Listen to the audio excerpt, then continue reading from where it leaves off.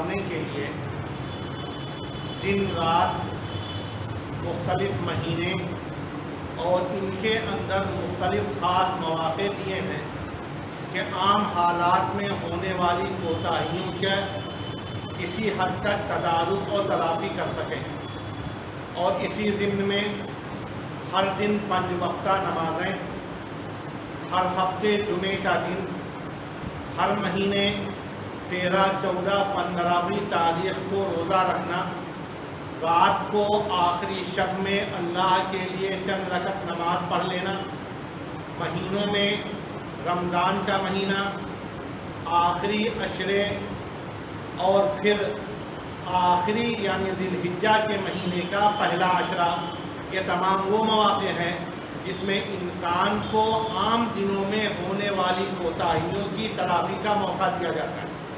لہذا حدیث میں ہے اتبع السیئۃ الحسنۃ تمحها، اتبع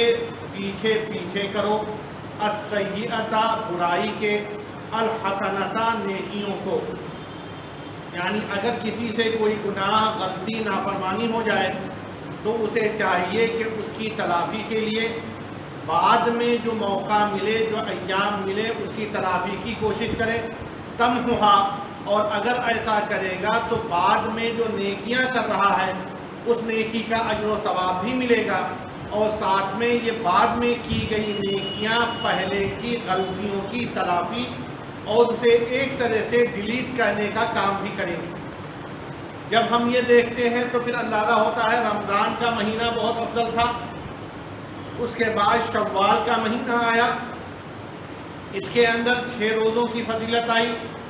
اب جو مہینہ چل رہا ہے یہ ذی قعدہ کا مہینہ ہے، اس کے بعد پھر مہینہ آئے گا ذی الحجہ کا، اس کی الگ فضیلت ہے۔ شروع کے 10 دنوں میں کیے گئے کام ہمیشہ کے مقابلے اللہ کو زیادہ محبوب ہیں۔ پھر اس کے بعد محرم کا مہینہ آتا ہے، اس میں بھی اللہ تبارک و تعالیٰ نے حضرت موسیٰ علیہ السلام کو نجات دی اور عاشوراء کے روزے کا حکم دے کر ہمیں اور آپ کو ایک مزید نیکی کا موقع دیا۔ اس پس منظر میں جب ہم دیکھتے ہیں تو جو مہینہ چل رہا ہے ذی قعدہ، اس کے تعلق سے یہ خیال آتا ہے کہ اس کی اہمیت کم ہے۔ ذی قعدہ کے تعلق سے یہ خیال آتا ہے کہ اس کی اہمیت کم ہے، اور مہینوں کی گنتی اور شمار کرنے کے جو طریقے ہیں، مختلف طریقے ہیں، عربی مہینے الگ، اردو مہینے الگ، انگریزی مہینے الگ، اور پھر ان عربی مہینوں کو بھی مختلف علاقوں میں مختلف اور خوبیوں کے ساتھ جانا جاتا ہے۔ رمضان المبارک، شعبان المعظم، محرم الحرام، صفر المظفر، الگ الگ اس کی صفتیں بیان کی گئی۔ لیکن جب ہم دیکھتے ہیں ذی قعدہ، تو ذی معنی ہوتے ہیں والے اور القعدہ کے معنی ہوتے ہیں بیٹھنے والے۔ تو کیا یہ مہینہ بیٹھنے والا مہینہ ہے؟ اس کے اندر کوئی کام اور نیکی نہیں کرنا ہے، جیسا کہ بعض کیلنڈروں میں عامت الناس میں اس کو ذی القعدہ الخالی کہتے ہیں، یعنی بیٹھنے والا وہ مہینہ جو بہت سی دوسری فضیلتوں سے خالی ہے، اور اس میں لوگ یہ سمجھتے ہیں کہ یہ مہینہ عمومی فضیلتوں سے خالی ہے۔ لیکن ہمارے اور آپ کے ذہن میں یہ ہونا چاہیے کہ یہ مہینہ فضیلتوں سے خالی نہیں، بلکہ جب ہم غور کرتے ہیں تو ہم نے پڑھا ہوگا الگ الگ مہینوں کے الگ الگ نام ہیں، لیکن کچھ مہینوں کے گروپس ہیں جس میں اس خصوصیت میں کئی مہینے آتے ہیں، جیسے اشہر حج، حج والے مہینے، اس میں 3 مہینے آتے ہیں، شوال، ذی قعدہ اور ذی الحجہ۔ اسی طرح سورہ توبہ کی آیت نمبر 36 میں ہے ان عدت الشہور عند اللہ 12 شہرا فی کتاب اللہ، مہینوں کی تعداد اللہ تعالیٰ کے نزدیک اللہ کی کتاب میں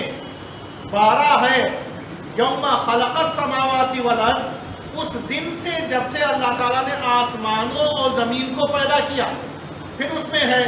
منہا اربعۃ حرم، ان 12 مہینوں میں 4 مہینے محترم ہیں، یعنی محترم مہینوں کا ایک گروپ، اور اس محترم مہینے میں ذی قعدہ، ذی الحجہ، محرم اور پھر رجب کا مہینہ آتا ہے۔ اس اعتبار سے ہم نے دیکھا کہ ذی قعدہ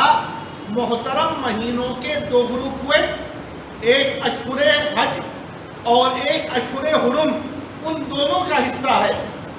اور جب ان دونوں کا حصہ ہے تو یہ سمجھنا کہ یہ فضیلتوں سے خالی ہے، یہ غلط۔ لہذا سورہ توبہ کی آیت نمبر 36 میں آگے اللہ تبارک و تعالیٰ وضاحت فرماتے ہیں ذالک الدین القیم، یہ ایک محکم اور مستحکم دین ہے، فلا تظلموا فیہن انفسکم، لہذا ان اشہر حرم 4 مہینوں میں محرم، ذی الحجہ، ذی قعدہ اور رجب میں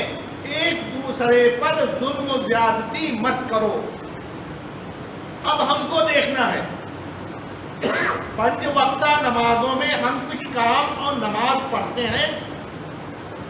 جمعے کے دن جمعے کی نماز کے لیے اسپیشلی الگ سے اہتمام کرتے ہیں، رمضان میں الگ سے خصوصی طور پر اس سے تعلق کا اظہار کرتے ہیں، ذی الحجہ کے مہینے میں قربانی اور بہت سارے دوسرے کام کرتے ہیں۔ تو یہ کچھ اضافی نیکیاں ہیں، اور اضافی نیکیوں کی بنیاد پر ہم یہ سمجھتے ہیں کہ وہ مہینے افضل، لیکن یاد رکھیے گا دین نام ہے کچھ نیکیوں کے کرنے کا اور کچھ برائیوں سے بچنے کا۔ دین صرف نیکیاں کرنے کا نام نہیں، بلکہ دین نام ہے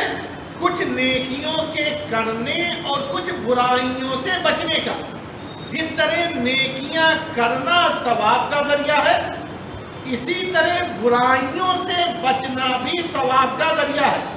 لہذا نبی اکرم صلی اللہ علیہ وسلم نے ارشاد فرمایا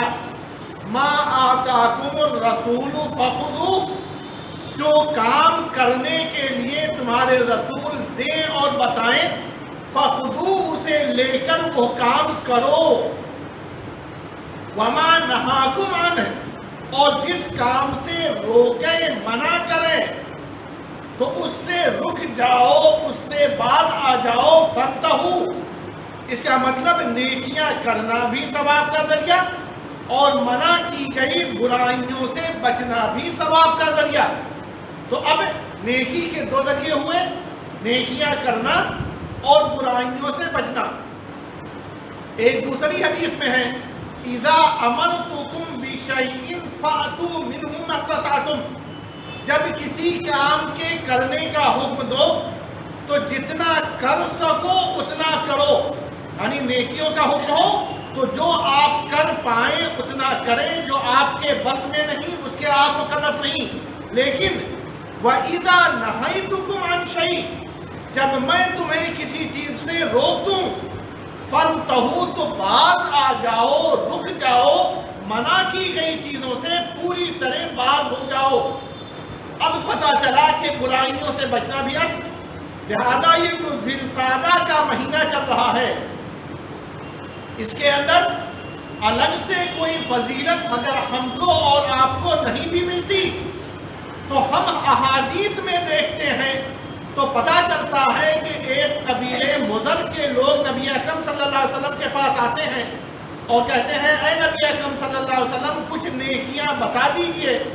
تاکہ ہم یہاں سے جانے کے بعد اس پر عمل کریں، اس لیے کہ ہم ہمیشہ نہیں آ پاتے، اسی وقت آ پاتے ہیں جب اشہر حرم چل رہے ہوں، یہ 4 محترم مہینے چل رہے ہوں، اس لیے کہ ان 4 محترم مہینوں میں عرب لڑائی جھگڑے نہیں کرتے، مار پیٹ نہیں کرتے، لہذا ان مہینوں میں ہم آپ کے پاس آ کر دین سیکھ سکتے ہیں، بقیہ مہینوں میں نہیں آ سکتے۔ لہذا پتہ چلا کہ اشہر حرم کی ایک خصوصیت ہے اس میں لڑائی جھگڑا نہ کرنا، جیسا کہ اس آیت میں ہے فَلَا تَظْلِمُوا فِيهِنَّ أَنفُسَكُمْ، ان 4 مہینوں میں اپنے اوپر ایک دوسرے کے اوپر ظلم سے باز آ جانا۔ تو اب یہ مہینہ وہ مہینہ ہے جس میں نیکیوں کی فضیلت اس لیے نہیں بیان کی گئی کہ رمضان میں فضیلت بیان کی گئی تھی، شوال میں بھی اس کا تذکرہ آیا، ذوالحجہ آنے والا ہے اس میں بھی تذکرہ آیا، اور اگر سچے مومن ہم اور آپ ہیں تو بیچ میں ایک مہینے میں پہلے اور بعد کی فضیلتوں کو ذہن میں رکھ کر انشاءاللہ خود ہی نیکیاں کریں گے، لیکن یہ یاد دلانے کے لیے کہ برائیوں سے بھی بچنا۔ ذی القعدہ کے اندر یہ کہا گیا کہ یہ اشہر حرم میں ہے، اور اشہر حرم میں ظلم و زیادتی سے بچنا۔ یہ ظلم اپنے خاندان پہ ہو سکتا ہے، اپنے گھر کے افراد پہ ہو سکتا ہے، اپنے پڑوسیوں پہ ہو سکتا ہے، پورے سماج پہ ہو سکتا ہے، پورے ملک اور پوری دنیا پہ بھی اس ظلم کے اثرات مرتب ہو سکتے ہیں۔ لہذا جس طرح نبی اکرم صلی اللہ علیہ وسلم نے حلف الفضول میں معاہدہ کیا تھا کہ آج کے بعد مکے میں اگر کسی پہ ظلم ہوا تو ہم مظلوم کے ساتھ ظالم کے خلاف کھڑے ہو جائیں گے جب تک ظالم مظلوم کا حق ادا نہ کر دے، یہ مہینہ بھی ہمیں یاد دلاتا ہے کہ ظلم سے ہر سطح پر، گھر میں، سماج میں، آس پاس اداروں میں، ہر سطح پر بچنا ضروری ہے۔ لہذا آئیے ہم اور آپ عہد کریں کہ انشاءاللہ اپنی زندگی سے ظلم و زیادتی کا خاتمہ کریں گے، اس سے پوری طور پر بچیں گے، اور لوگوں کو یہ پیغام دیں گے کہ اسلام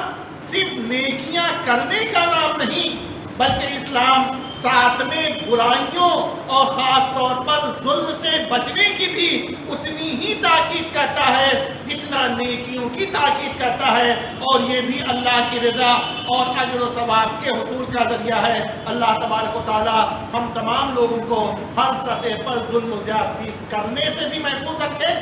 اور ہمارے اوپر کوئی دوسرا کرے اس سے بھی محفوظ رکھے۔ اے اللہ، جو لوگ انتقال کر گئے ہیں ان کی مغفرت کرو، پسماندگان کو صبر جمیل کی توفیق عطا فرما، جو یتیم، بیوہ، لاچار، بوڑھے اور بے سہارا رہ گئے ہیں ان کی کفالت اور حفاظت کا انتظام فرما، جو بیمار ہیں انہیں صحت کلی عطا فرما، موجودہ وبا کو ہمیشہ کے لیے ہر جگہ سے ختم فرما دے، جو لوگ بے برکتی کا شکار ہیں حلال طریقے سے ان کی روزی میں برکت عطا فرما، قرض کی ادائیگی کو آسان فرما۔ ہم تمام لوگوں کو قرآن و حدیث کی روشنی میں، نبی کی تعلیمات کی روشنی میں دین کو صحیح طور پر سمجھنے اور اس کے مطابق عمل کرنے کی توفیق عطا فرما۔